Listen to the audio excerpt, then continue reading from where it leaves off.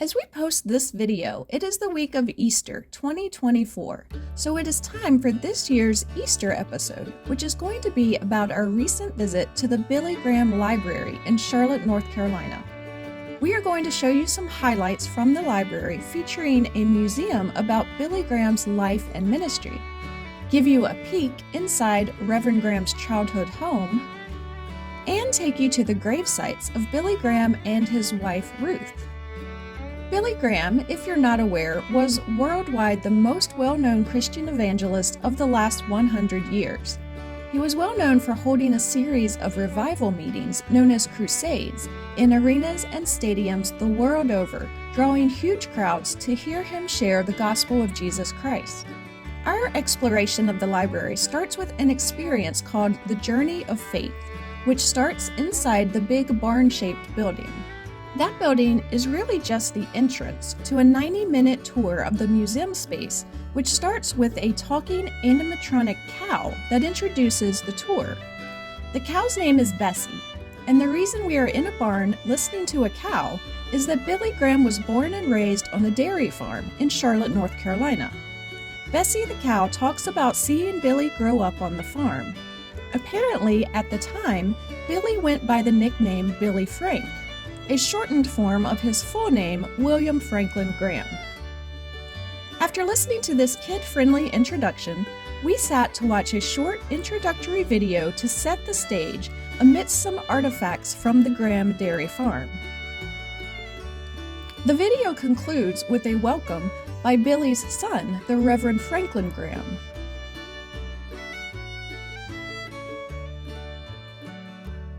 With that, we are ushered into a dark room with a facade featuring an image of the mountain cabin where Reverend Graham and his wife lived and raised their children in Montreat, North Carolina.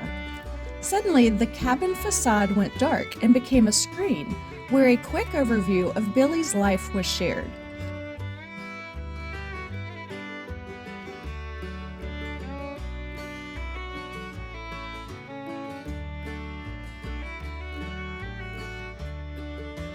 Part of it included a virtual Billy Graham from when he was middle-aged, welcoming us to walk alongside him in his journey of faith. We then came to an exhibit that puts you inside the revival tent at one of Reverend Graham's early crusades in Los Angeles, California. This 1949 LA crusade lasted 8 weeks, which was 5 weeks longer than scheduled. It was here that Graham began getting some national media attention.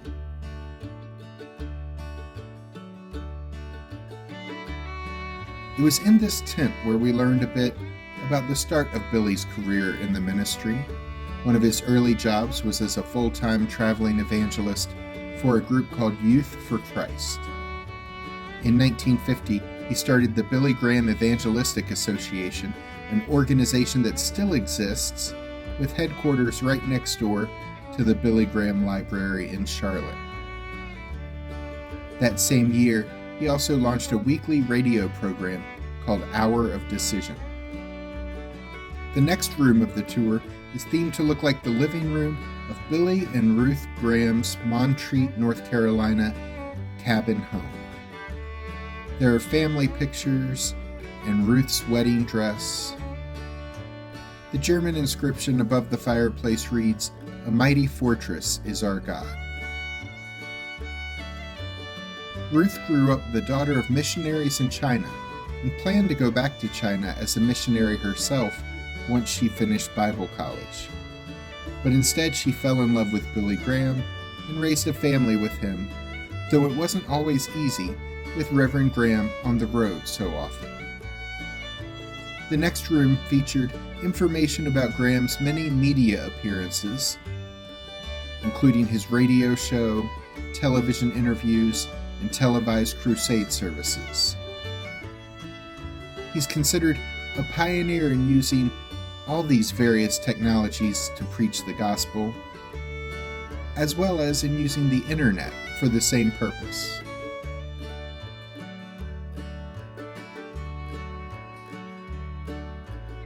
There's a recreation of his radio show set in this room as well. The next room featured exhibits talking about how Graham felt God calling him to preach, and the team of musicians and ministers he pulled together to help him on his mission.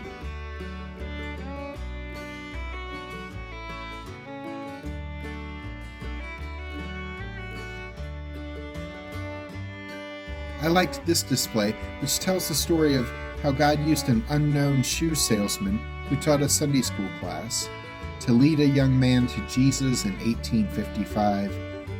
That young man eventually became a well-known preacher who influenced someone else, who mentored someone else, who worked with someone else, who inspired someone else, who became an evangelist, who led Billy Graham to Jesus. It's a fascinating look at how ripples from one person's life out there ministering and encouraging others can make big waves long after that person is gone, in ways they could never have predicted.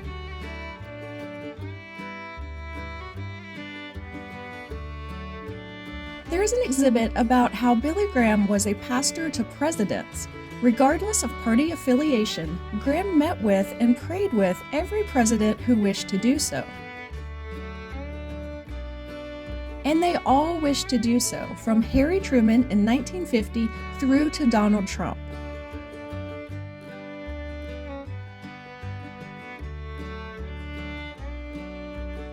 The next room featured Graham's involvement in major social causes, such as the Civil Rights Movement, where he refused to have crusades in locations where the crowd would be segregated by race. In a 1953 crusade in Chattanooga, Tennessee, Billy Graham personally tore down the ropes that organizers had set up to segregate the crowd into racial sections. This was after the usher he asked to do so refused. Also included in this exhibit were portions of his comments in the National Cathedral in Washington, D.C. on September 14, 2001, where he was asked to address the nation just 3 days after September 11th. Graham was considered by many over several generations to be America's minister, speaking a message of healing and hope even in dark times. While this is a museum about Billy Graham, it was not created to glorify Billy Graham.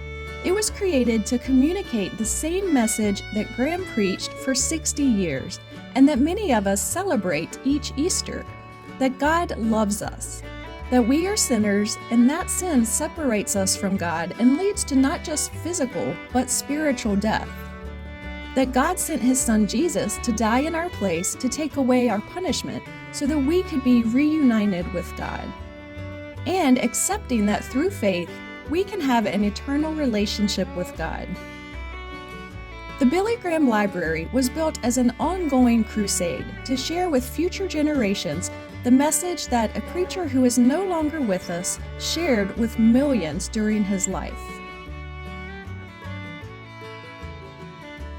Reverend Billy Graham passed away on February 21, 2018, just 9 months short of his 100th birthday.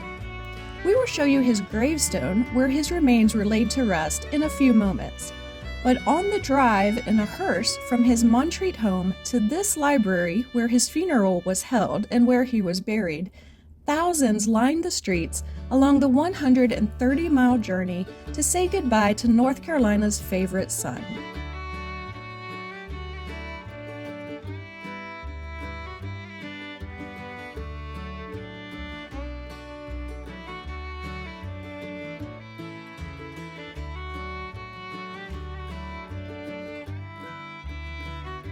In front of a couple thousand family members, friends, and dignitaries, Franklin Graham eulogized his father at the funeral held in front of the Billy Graham Library before Billy's earthly body was buried next to his wife in a $200 plywood casket built for the occasion by inmates in Angola prison, who previously had only built caskets for other inmates who died in the prison.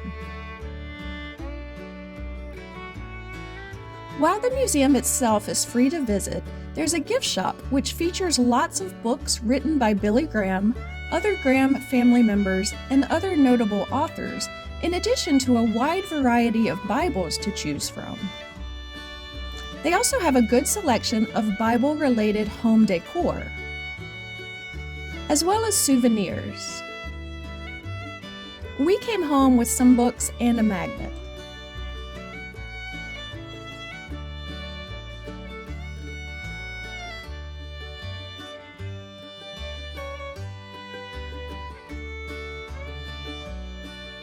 But there are some features of this gift shop that you should be on the lookout for. First is that above all the things you can buy, there are many shelves featuring Billy Graham's actual personal library.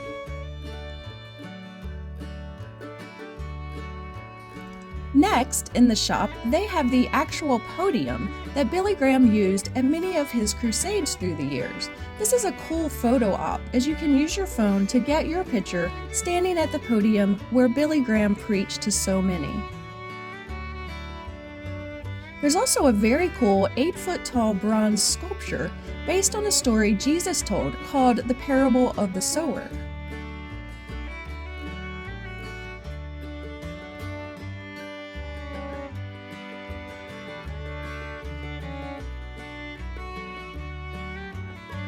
Next to the gift shop is a cafe called the Graham Brothers Dairy Bar, which serves sandwiches, salads, and treats.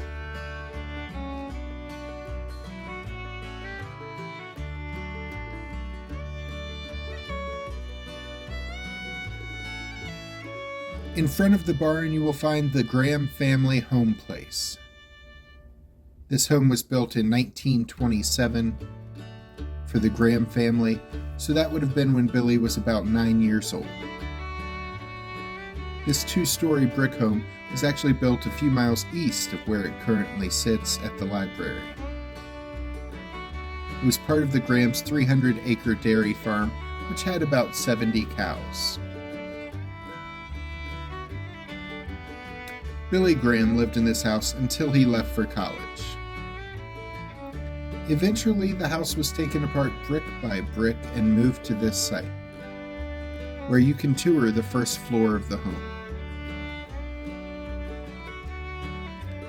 Inside, you will see several actual artifacts from the Graham family home, including Billy's mother's Bible and lots of family pictures. But most of the things in the home are items that were similar to things in the Graham home that were found in an attempt to recreate the look of the home. There was a volunteer tour guide there when we visited to tell us about the home and its history.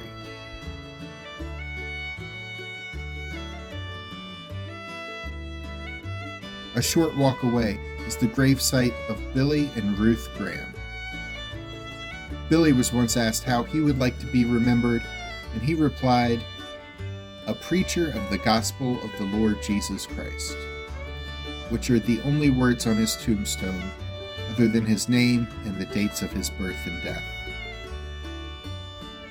Ruth Bell Graham's tombstone has the Chinese character for righteousness on it, as does her father's tombstone elsewhere in North Carolina, a reference to the years the family spent as missionaries in China.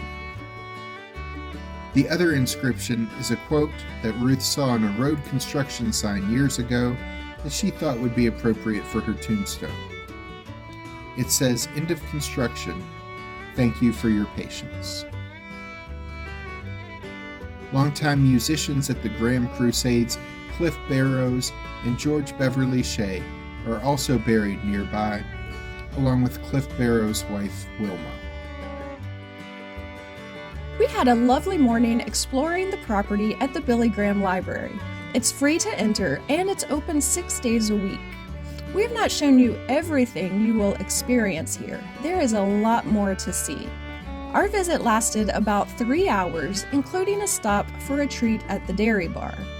This was an interesting and moving experience that taught us some things we did not know about Reverend Graham and encouraged our faith. It was a great experience. Jack and I actually both attended the Billy Graham Crusade in North Carolina in 1996, his last one in his home state. We are somewhere in this picture, though we weren't together. Jack was on one side of the stadium with his friends from college, and I was on the other side of the stadium with my friends from college. But we are both happy we got to experience it in person. If you watch this when we post it, we wish you a happy Easter and a happy spring. Click the links at the end of this video to see our past Easter episodes at the Museum of the Bible or the National Cathedral, both located in Washington, D.C. I'm Alice. And I'm Jack. Be sure to click the subscribe button and the notification bell so we can see you the next time we're traveling through.